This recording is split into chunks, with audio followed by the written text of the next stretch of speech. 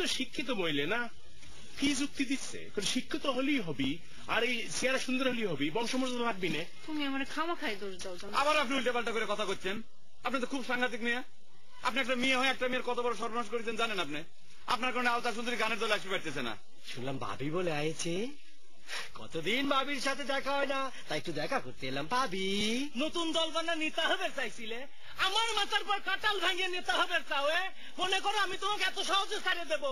কাঁঠালের দাম নিয়ে ছাড়বো করে দিচ্ছি। ভাবি আপনি যাইনি গেছেন যে গুলজার ভাই বিলেনের পাঠ করতেছি। পাঠ করা লাগবে কিসের জন্য? সে তো জন্ম ভরা এমনিটি ভিলেন। পৃথিবীর আর কেউ কিছু না জানো, তুমি তো জানো। এই গানের দলের জন্য আমি কত কিছু ত্যাগ করলাম, অথচ তোমরা তার বিনিময়ে আমার কি দিলে? আমাকে রিয়েক্সেলে যাওয়ার কথা নিষেধ করে দেয়। ওই মেয়েকে আবার রিয়েক্সেল শুরু করবে চাইছো? কি করবো কও? ওই লসের এক নাকি গান বাজনা করবে দেবে না। তুই আমার মঙ্গল কামনা করে ভাবিক লিয়ে আসলো, আমার মঙ্গল হচ্ছে কনে? সে তোমার সাথে কথাই করছে না। মধ্যিখানতে আমার এই গানের দল গঠন করার কামটা বেচতে গেল। কি বেচতে গেছে মিয়া ভাই? গানের দল না মিস্টার আনিক চা খাওয়ানে? দেখলি তো, তুই আমার মায়ের পেটের বোন হয়ে কিরাম 70, তোরা দুইজন মিলে আমার পিছনে লাগিস, তাই না? মিসিরের মতো একটা থার্ড ক্লাস সাওয়ালের সাথে সে কথা কয়, আমার সাথে কথা কয় না। এখন বুঝলো তো, একটা ছোট বংশের মেয়ের সাথে মা বিয়ে দিয়ে থুয়ে আমার কিরম সর্বনাশ করে গেছে। সর্বনাশ যখন হয়ে গেছে তখন আর দুঃখ করে কি করব? যাই, ভাবি যদি ডাইকে না পায় তাহলে আবার রাগ করবে পারে।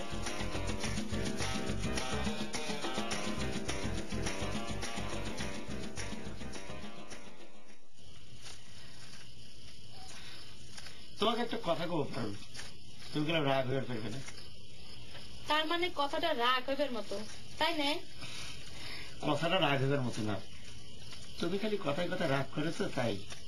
লসের আমি মনে হয় বুঝতে পারছি তুমি কি করবে চাও। গানের কথা তো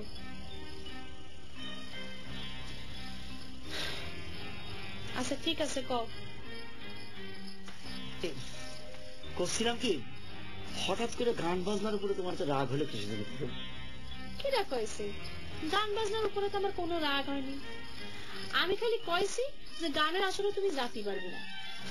আচ্ছা যাও, এই সামনে যখন আবার ফিলোসফার আসর বসবে তখন তুমি আমি একসঙ্গে যাবো, অসুবিধা কি? আমার যে দম বন্ধ আসে পড়ুন, গান বাজনা বন্ধ করলে আমার ভেতরে এত কষ্ট হবে আমি ভাবতে পারি নাই। আমি যদি একটুখানি রিহার্সেলে যাইবে পারতাম তাহলে আমার মনটা কিন্তু খুব ভালো থাকতে পারো। কেন স্যার, এই পারুল কি আবার ঝগড়া শুরু করেছে?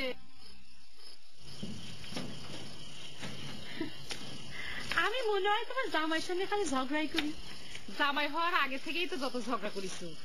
লসের চলো, এই শুনলাম আজকে থেকে নাকি রিয়েক্সেল শুরু হচ্ছে। এই বছর তো একবারও রিয়েক্সেল দেখা হয় নাই। চলো যাই। এ পারুল তাড়াতাড়ি কাম কাজ গুছাই নে। ও তোমরা তাহলে আগে থেকে যুক্তি করিস? আমি তোমাকে এত বড় শত্রু তাই না? আম্মা আমি তোমার কয়ে দিচ্ছি, আমার সঙ্গে বেশি চালাকি করলে কিন্তু ভালো হবে না। তোমাকে দুজনদের কথাটা কয়ে দিলাম।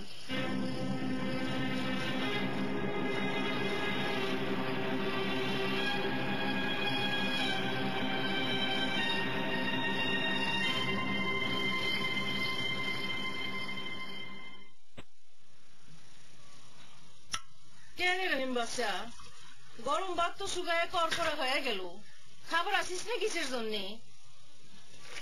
কাল ওস্তাদের বাড়িতে আসার পরে কোনো কথাও কইস নে, গড়তে বাইরেও হইস নে। ঘটনা কি রে? এই সাওয়াল তো আমার শান্তিতে মরবারও দেবে না। কেন রহিম বাদশা, ভালোই একটা তাল শুরু করিস। আল্লাহ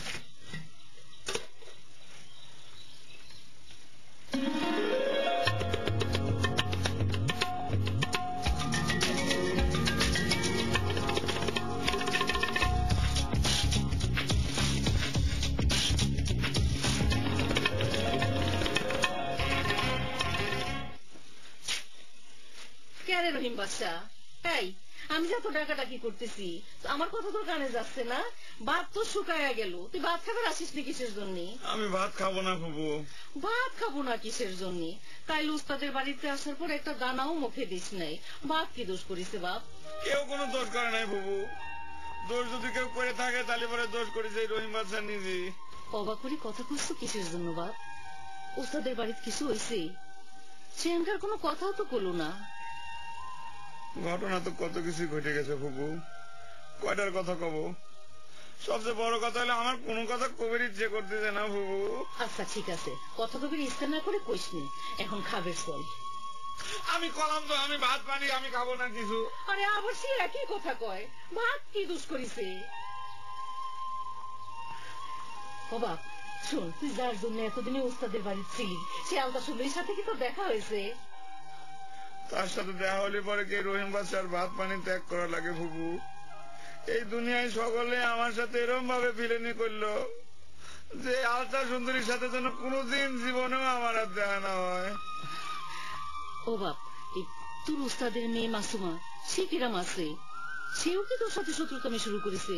সেই তো আমার সাথে সবচেয়ে বেশি শত্রুতা করেছে ফুপু। সে আমাকে কয় যে আলতা সুন্দরীর সাথে দেখা করা দিবি।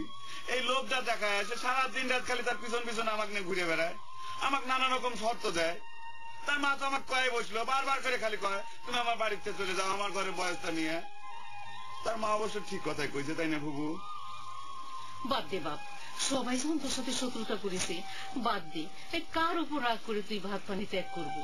বাপ চলে খায় আনি বাপ। আমি কলাম তো ফুপু, আমি ভাত পানি কিছু খাবো না।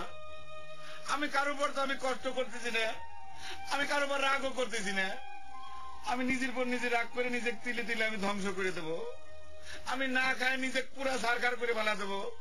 আমি আলতা সুন্দরীর প্রেমের পরীক্ষা দেবো, এছাড়া আমার আর কোনো পথ খোলা নাই ফুপু। তুমি যাও, আমি খাবো না কইলাম তো, যাও তুমি।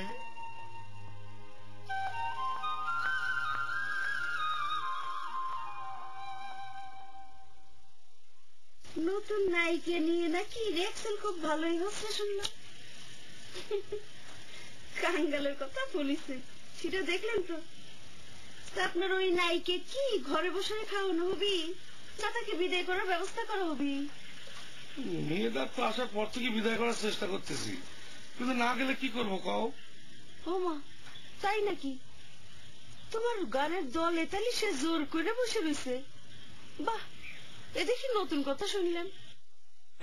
ঠিক আছে, তুমি যখন তাকে চেষ্টা করো বিদায় করবে পারতেছিও না, তখন আমি তাকে বিদায় করার ব্যবস্থা করি নাকি? থাক না মনি, তাগের সাথে তোমার কথা করার দরকার নেই। তাকে যারা নিয়ে আসে তাগের সাথে আমি কথা কবনি। আপনি তো খালি কথা কয়েই যাচ্ছেন, কামের কাম তো কিছুই হচ্ছে না। এই মেয়েটার কথা বাদ দাও দিনে মনি। রহিম বাচ্চা কাল রাত থেকে দেখতেছে না, ও কনে গেল জানো নাকি? তার জন্য কি গলা শুকায় আসতেছে?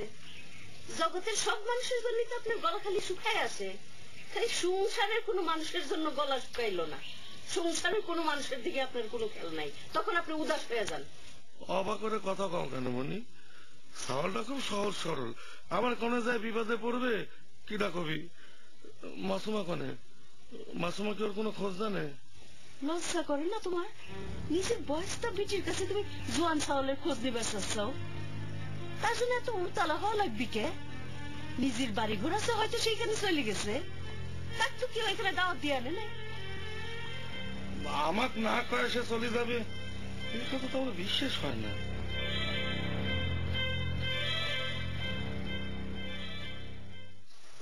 আমার আর ভালো লাগে না। আমি তোমার উপর কোন অত্যাচার করতেছি ফুপু? তুমি কিসের জন্য আমার পিছন পিছন আসতেছ কত?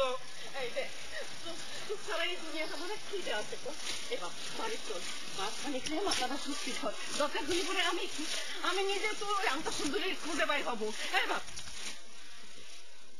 তুমি তার কনে খুঁজে পাবে ফুপু?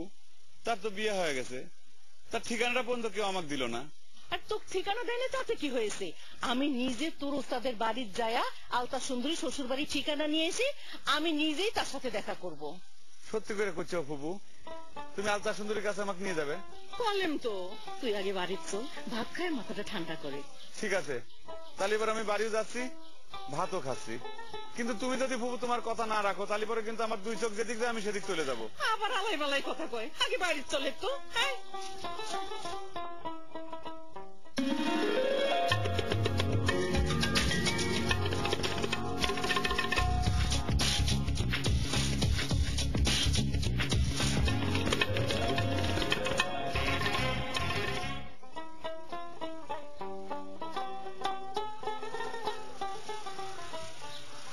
কিরে মাসুমা, দিনের বেলা আকাশের দিকে চাই কি দেখতেছস? কিরে সাবানা ম্যাডামের মতো চোখের পানি ফালাইয়া দিলি, বিষয়টা কি?